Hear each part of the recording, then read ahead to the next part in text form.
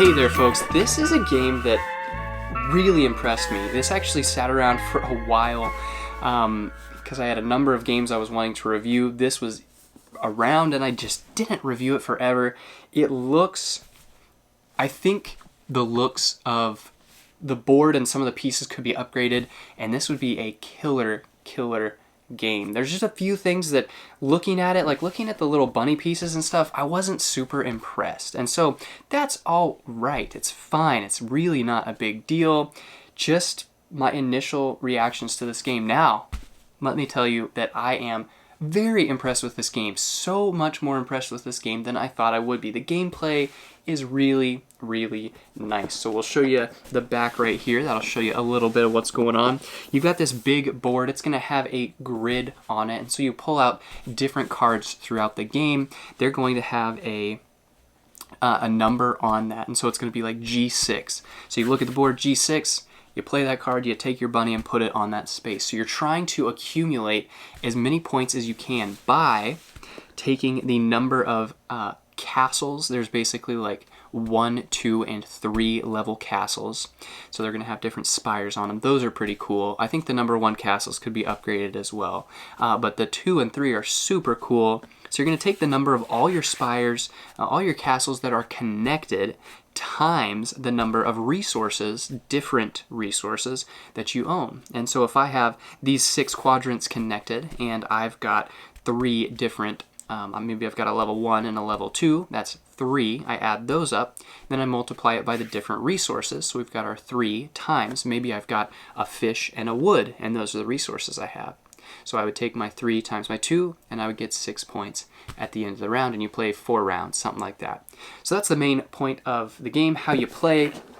But the other aspect that I just really love about this game, that I think a lot of games that do it tend to do it pretty well, and it just feels like a much more balanced, even game for everyone that's playing, and that is card drafting. So if you've played Seven Wonders, if you've played card drafting, is that the right term? Pick and pass, that's maybe a term that I like a little better, because card drafting can feel like other things as well. Pick and pass, it's a pick and pass game. So you have your hand of cards like Seven Wonders, like Sushi Go. You're going to take one card and keep it and then pass your hand to the next person, and you're going to get the next one.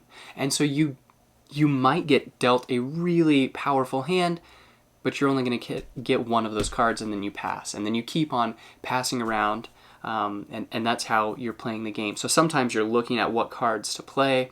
Oh, do I play this one just because I don't want these other guys to have it? Or do I play this one because obviously it's going to help me out? So nice balance to the game there. I think it works really well for this game. They've got a 2-player variant that still works well. You're going to pick one for yourself and then discard one. I think that can make it a little more aggressive, just a little bit, because you're discarding a card. And so you're like, I'm just discarding the card I know they don't want. So that can have some potential for people being frustrated and like, are you kidding me? Like, obviously that card's not going to help you, but you discard it. So there might be some things you could do to balance that out and not have that if you wanted to. And I might try that out. We did do a little bit of both. I think I like the not discarding. It just feels a little bit better. Another thing I really like, so most of these cards are going to have the quadrant numbers on them. Like I said, A7, boom, okay, there's my guy. But some of them allow you to do different upgrades, to upgrade the spaces. Some of them allow you to add a castle of a varying level to a space you already own. And then some of them are just like hidden in round scoring things. So it's called a parchment, I believe. So I could put one back here and it might be just worth points, or it might be worth points depending on what I do out here. It's worth 2 points for every fish icon that I control, that kind of a thing. So overall, really impressive game. Hopefully that gives you just a nice little touch and a taste of Bunny Kingdom, what it is, what it does, and why it may or may not be right for you. Thanks.